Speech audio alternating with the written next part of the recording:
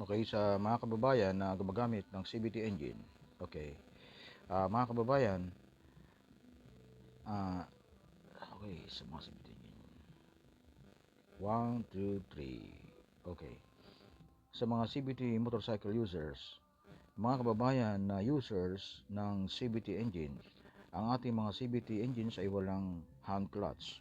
Kaya, just in case na mag-wild ang ating mga motor, ang ating throttles sa anumang kadahilanan ay manganganib ang ating mga buhay at ang buhay ng iba pa na nasa ating mga unahan. Pwedeng mangyari ito sa lahat ng CVT users, sa lahat ng mga CVT engines, mga automatic motorcycles ngayon mga kaibigan. Kung sakali man na ito ay mangyari sa inyo, ay i-switch off nyo ang ignition switch. Huwag kayong mataranta mga kaibigan, i-switch off nyo agad ang susian.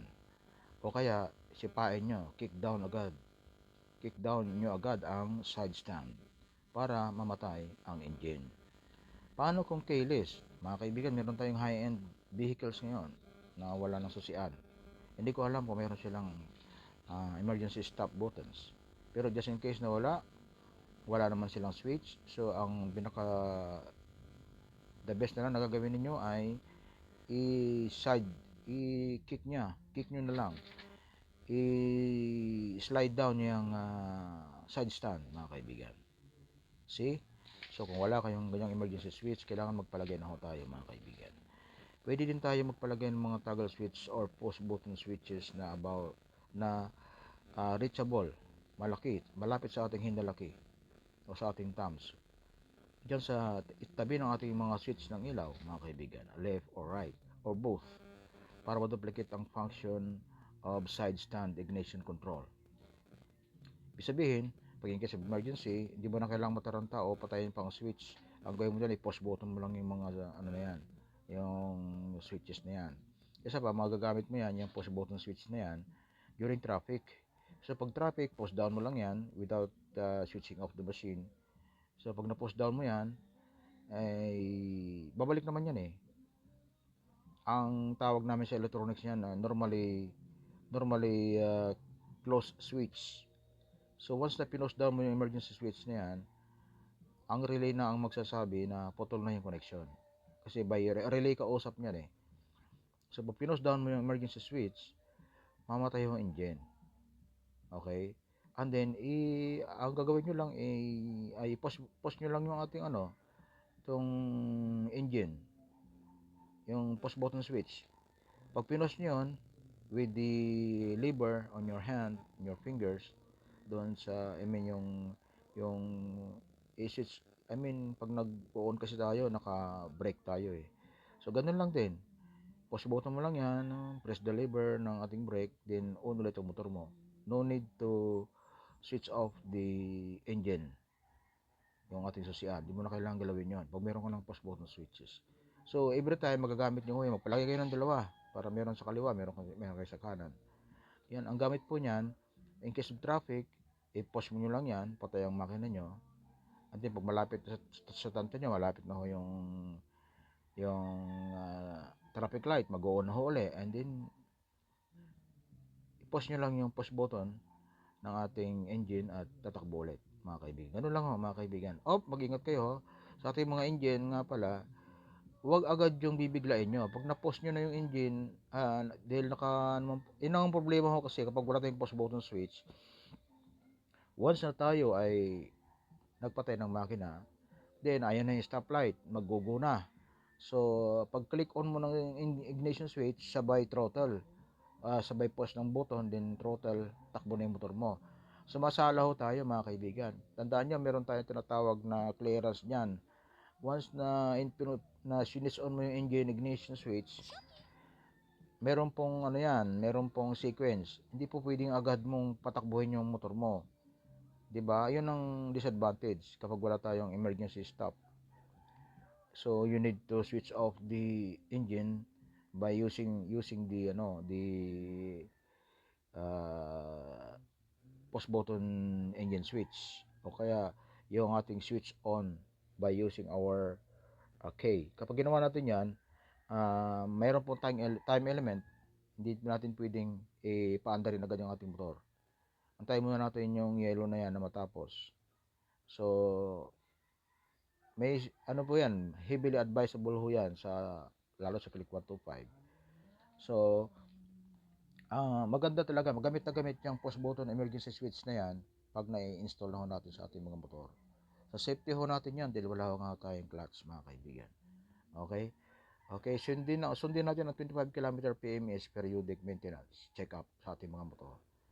Kung hindi tayo marunong, meron naman dyan mga mekaniko, magbayad lang tayo. Huwag tayo magtipid, mga kaibigan, kaligtasan ho natin yan.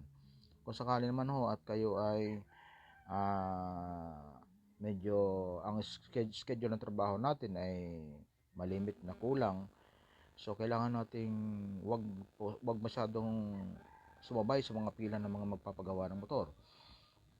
So gagawin natin, kung may pera naman tayo, bumili lang tayo ng mga halagang 2,000 lang naman ho yan, mga complete set na mga tools na mga gamit natin sa maintenance.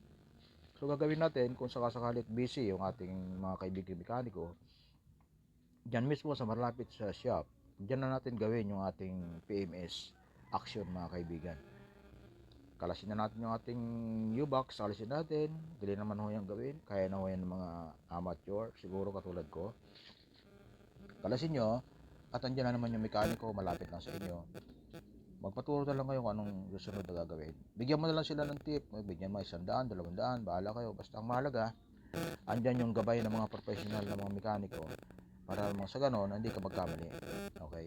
Hindi kayo hihindian yan, mga kaibigan. Mababait naman ho, makiusap ka lang. Para bigyan na lang kita ng kahit 100 or 200. Gabayan mo lang ako, ako na lang magpipimis. Ganyan lang ako sa inyo bibili ng chemical na panglinis ng aking makina. Mga kaibigan, wala akong problema pag ganon. Pwede nyo hong gawin yun, lalo na ho at kayo may trabaho at wala kayong sapat na panahon para maghintay sa mahabang pila. So kaya nyo na hong gawin yan, mga kaibigan, paturo lang kayo. Bumili lang kayo ng proper chemical. Ayaw ko na magsabi kung anong chemical ang bibili nyo, bahala na kayo. Marami naman po dyan na pwedeng bilhin. Dyan mismo sa mga shop na yan, nandyan ang mga mekaniko. At sila mismo magre-recommenda kung anong klaseng chemical ang dapat nyo bilhin. Okay? Panoorin ang ginagawa ng mga mekaniko bago kayo magsarili. Okay? Kung hindi pa kayo marunong, huwag nyo gagawin nyo yung advice ko na to. Gawin nyo lang po pag kayo marunong na. May nakapag-maintenance na ng ilang panahon, meron na kayong idea. Okay, mga kaibigan. At ito na. Pwede kayo magsarili, PMS malapit sa shop upang magbayad kayo sa mekaniko para hilingin ikaw ay gabayan, okay?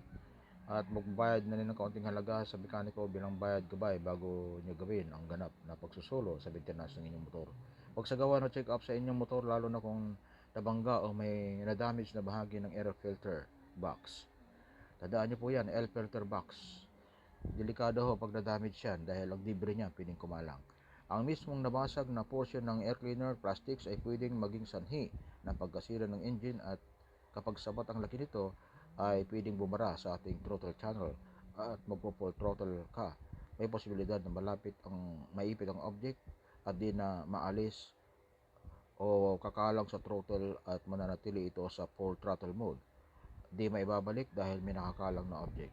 O anumang problema na may kinalaman sa throttle ay agad nating ipatingin patignan sa marunong na mekaniko mismo upang maiwasan ang anumang sakuna. Tandaan, ang air cleaner system ay masilan na bahagi ng ating kaligtasan at safety ng makina. Muli, may pangailangan na magpalagay ho tayo ng emergency push button switches o toggle switches sa ating mga handles for the safety of all. Hindi ito naisip ng mga manufacturer, kaya tayo na mismo ang magpagawa sapagkat wala nga po itong hand clutch. Wala pong hand clutch ang CVT engines. Ngayon, nakukontrol sana sa makina tayo man ay nagkamali or during extreme emergency situation. Alhamdulillah, mga kaibigan, ride safe po sa lahat ng CVT users.